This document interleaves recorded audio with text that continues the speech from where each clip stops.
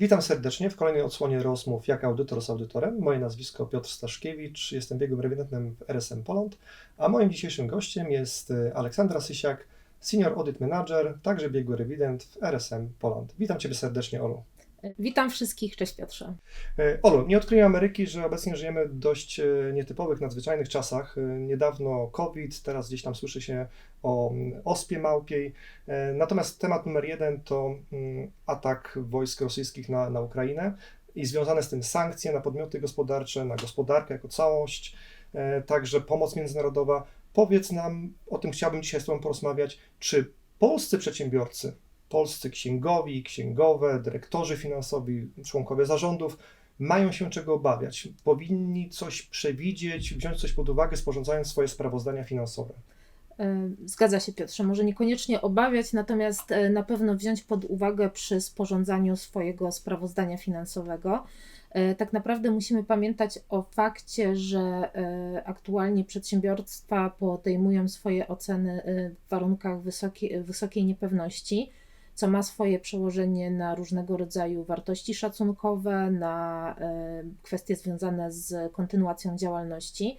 Dlatego tak naprawdę do tematów związanych z COVID-em, jeżeli dołożymy jeszcze temat agresji Rosji w Ukrainie, może okazać się, że sprawozdania finansowe będą musiały być w istotny sposób zmodyfikowane, zwłaszcza w przypadku firm, które skorzystały z dłuższego okresu sprawozdawczego i na przykład sprawozdanie za 2021 rok nie jest jeszcze sporządzone. Tak naprawdę to, jaki ten wpływ na sprawozdanie będzie uzależnione od momentu, w którym jest dana jednostka, jeżeli chodzi o sporządzanie i zatwierdzanie swojego sprawozdania finansowego. Zatem co powinniśmy wziąć pod uwagę? Na czym powinniśmy zawiesić trochę naszego oka i więcej czasu poświęcić temu, sporządzając sprawozdania finansowe? Tak naprawdę czynniki, które mogą mieć wpływ na sprawozdanie finansowe, będą to oczywiście przerwane łańcuchy dostaw, czyli co w sytuacji, kiedy nasi dostawcy nie będą w stanie nam przywieźć naszych towarów czy dostarczyć usług, które od nich zamawialiśmy, a to z kolei będzie miało przełożenie na nasze terminy, które mamy względem naszych kontrahentów. Kolejna kwestia to utracone źródła przychodów, tak? Co w sytuacji, kiedy współpracujemy z firmą, która zlokalizowana jest za naszą wschodnią granicą. Tutaj musimy się liczyć z tym, że ten nasz biznes się skurczy. Może dojść do zaniechania jakiejś działalności lub też jej części. Może okazać się, że istnieje konieczność kompletnie przeorganizowania naszego modelu biznesowego. Może być taka sytuacja, że nasz kontrahent zostanie objęty sankcjami lub też będziemy przedmiotem ataków hakerskich. Musimy pamiętać o tym, że tak naprawdę ta wojna toczy się również w sieci i coraz więcej słyszy się o tym, że firmy, które na przykład wsparły Ukrainę, są przedmiotem ataków hakerskich. Kolejny problem to problem z zasobami ludzkimi. Tak naprawdę bardzo duża część rynku pracy w Polsce opiera się na pracownikach z Ukrainy, którzy aktualnie wrócili do swojego kraju i tutaj w Polsce nie możemy liczyć na ich pracę, więc tak naprawdę może dojść do sytuacji, że w jakiejś firmie zabraknie rąk do pracy, przez co nie będzie w stanie spełnić terminów, jeżeli chodzi o produkcję czy dostarczenie wyrobów tudzież usług. Temu wszystkiemu też towarzyszą kwestie makroekonomiczne, czyli zwiększająca się inflacja. Wszyscy widzimy, co się dzieje z cenami surowców, materiałów, paliwa, gazu. Do tego dochodzą wahania kursów walut, co tak naprawdę ma istotny wpływ dla firm, które swoje zobowiązania mają w obcych walutach, oraz rosnące stopy procentowe, które tak naprawdę zwiększają aktualnie koszty finansowania. Tak więc tematów jest sporo. Dzieje się, dokładnie. No dobra, ale o ile jestem w stanie sobie wyobrazić skutki wzrostu stóp procentowych czy wahania kursów, bo przerabialiśmy to nieraz w poprzednich latach, dekadach, więc jakość sprawozdawczości finansowej mogliśmy to ogarnąć. O tyle zastanawiam się, jak sankcje na podmioty na wschodzie, w Rosji na przykład, czy w Białorusi, czy pomoc gospodarcza albo ataki hakerskie, jak z tym powinni sobie nasi polscy przedsiębiorcy poradzić, czy służby finansowo-księgowe, jak powinny to odzwierciedlić w swoich sprawozdaniach finansowych? No właśnie dlatego dzisiaj o tym rozmawiamy, bo tak naprawdę dużo firm powie na pierwszy rzut oka, że mnie ten temat nie dotyczy, ale tak naprawdę każda z nich powinna zastanowić się, czy oby na pewno. Weźmy na przykład temat sankcji. Tak? Jeżeli na naszego jednego z głównych dostawców zostaną nałożone sankcje, tylko i wyłącznie dlatego, że gdzieś w grupie kapitałowej na jakimś wyższym szczeblu zasiada w Radzie Nadzorczej, tudzież w zarządzie jakiś rosyjski oligarcha, tudzież jakaś niewielka część kapitału jest w posiadaniu rosyjskiego podmiotu, to tak naprawdę mamy problem zerwanych łańcuchów dostaw. Musimy zastanowić się, czy będziemy w stanie tą lukę w jakikolwiek sposób załatać. Z drugiej zaś strony, jeżeli naszym kluczowym odbiorcą okaże się być taka firma, to tak naprawdę oprócz utraconych w przyszłości źródeł przychodów mamy do zaadresowania temat należności, tego czy one będą mogły być spłacone i czy tutaj nie należałoby rozważyć dokonania odpisu aktualizującego. Jeżeli natomiast chodzi o ataki hakerskie, tak naprawdę jeżeli nastąpi wyciek danych wrażliwych, takich jak na przykład baza klientów czy receptura na nasze produkty, to tracimy naszą konkurencyjność. Tak? W kwestii zablokowania dostępu do bankowości internetowej, zablokowania systemów sprzedaży, tudzież po prostu wykasowania danych finansowych, mamy istotny problem z funkcjonowaniem firmy i z tym, jak w ogóle sporządzić sprawozdanie finansowe.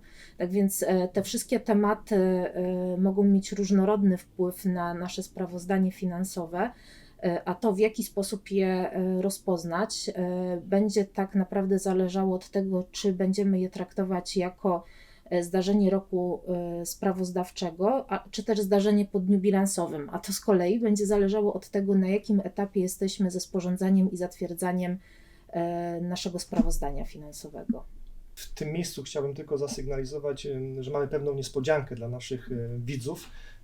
Planujemy nagrać odrębne spotkanie z biegłym rewidentem oraz opowiedzieć, jak te sankcje wpłynęły na biznes polskiego przedsiębiorstwa, jak ten biegły rewident musiał zareagować w trakcie audytu sprawozdania finansowego. To będzie niespodzianka dla naszych widzów już niebawem. Natomiast wracając do naszego tematu, wspominałeś o tych zdarzeniach po dniu bilansowym. No właśnie, Olu, mamy czerwiec 2022 roku. Część podmiotów sporządziła sprawozdania już za rok 2021 i nawet może zatwierdziła. Część w związku z przesunięciem terminu dopiero przygotowuje się, żeby do końca czerwca te sprawozdania sporządzić. Co mogłabyś tutaj podpowiedzieć księgowym, dyrektorom finansowym? Na co powinni oni zwrócić uwagę? Jeżeli rozmawiamy o sprawozdaniu za 2021 rok, to tak naprawdę konflikt rozpoczął się w lutym 2022 roku. W związku z tym, co do zasady, będzie to zdarzenie niekorygujące sprawozdanie finansowe, co nie oznacza, że nie będzie ono miało swojego odzwierciedlenia w informacji dodatkowej.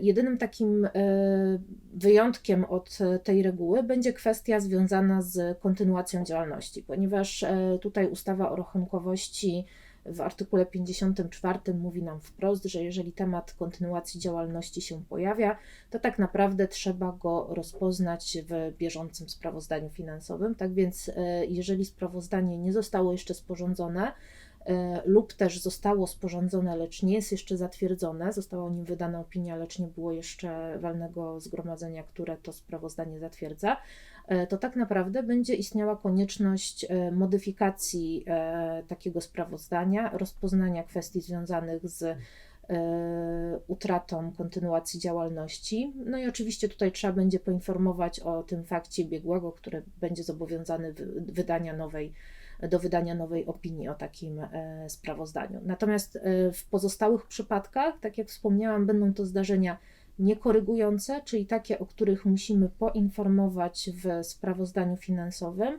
I tutaj myślę, że warto podkreślić fakt wraz z oszacowaniem oczekiwanego wpływu danego zdarzenia na nasze sprawozdanie finansowe. Czyli tak naprawdę sama informacja nie wystarczy. Tutaj też należy przedstawić konkretnie, jak te liczby ulegną zmianie w wyniku tych zdarzeń, o których rozmawiamy. Czyli jak dobrze rozumiem, bilansu i rachunku nie korygujemy, ale i tak informacji dodatkowej musimy przedstawić te dodatkowe wyjaśnienia. Czyli jest to challenge na pewno dla służb finansowo-księgowych, jak i dla zarządów. Ale powiedz mi, Olu, danych szacunkowych także byśmy wówczas nie zmieniali? W przypadku sprawozdań za 2021 rok nie, ponieważ tak jak tutaj już wspominaliśmy, konflikt rozpoczął się w lutym następnego roku, więc brak jest przesłanek, że dana sytuacja zaistniała na dzień bilansowy. Natomiast tak jak wspomniałam, ten wpływ i tak musimy oszacować i poinformować o nim w informacji dodatkowej, czyli szacunków nie będziemy korygować, natomiast informacja będzie w sprawozdaniu zamieszczona w postaci dodatkowej noty, informacji w nocie. Jasne. Skupiliśmy się na sprawozdaniu finansowym, na dodatkowych notach i objaśnieniach. A co ze sprawozdaniem z działalności? Czy w tym sprawozdaniu, które przecież jest sporządzane przez wiele podmiotów w Polsce, musimy także uwzględnić te informacje? Tak, i nawet powiedziałabym, że tutaj temat agresji Rosji w Ukrainie powinien być dosyć szerzej opisany. Sprawozdanie z działalności zawiera punkt związany z przewidywaną sytuacją finansową i majątkową jednostki i tutaj na pewno w przypadku, w którym opisujemy zdarzenia niekorygujące w notach, to należałoby temat pogłębić, rozszerzyć, dopisać dodatkowe wyjaśnienia. Natomiast na pewno też trzeba opisać ryzyko związane z przebiegiem wydarzeń w Ukrainie oraz ze spodziewanym wpływem dla jednostki tych wydarzeń. Tak więc temat na pewno jest do opisania w sprawozdaniu z działalności. Okej. A na koniec jakaś złota reguła, jakaś podpowiedź dla zarządów i księgowych, na co powinni zwrócić uwagę w telegraficznym skrócie? Tak naprawdę musimy rozważyć, czy aktualna sytuacja w Ukrainie będzie miała pośrednio, tudzież bezpośrednio wpływ na naszą jednostkę. Jeżeli tak, to w jaki sposób i kiedy konkretnie ująć to w sprawozdaniu finansowym, a może już zmodyfikować sprawozdanie, które jest sporządzone, a nie jest jeszcze zatwierdzone. I tak naprawdę myślę, że warto przedyskutować tą kwestię ze swoim doradcą, tudzież biegłym rewidentem w trakcie badania, ponieważ tutaj na pewno będzie to wartością dodaną i taka osoba pomoże w odpowiedni sposób ująć te wszystkie informacje w sprawozdaniu finansowym. Do czego specjalnie zachęcamy i gorąco polecamy, bo zawsze kontakt z doradcą, ze swoim audytorem przynosi wartość dodaną. Super, Olu. Bardzo Tobie dziękuję za tę garść informacji. Mam nadzieję, że jeszcze się spotkamy, bo temat zdarzeń po dniu bilansowych jest dość szerokim zagadnieniem. Tutaj skupiliśmy się na zdarzeniach po dniu bilansowym roku 2021, ale przecież nasi słuchacze mogą być zainteresowani rokiem 2022, czy teraz na przykład za pierwsze półrocze, na 30 czerwca, więc mam nadzieję, że do naszej rozmowy wrócimy, a póki co Tobie bardzo dziękuję i życzę wszystkiego dobrego Tobie i naszym słuchaczom. Super, Piotrze, bardzo dziękuję, pozdrawiam, do Dzięki. widzenia. Cześć.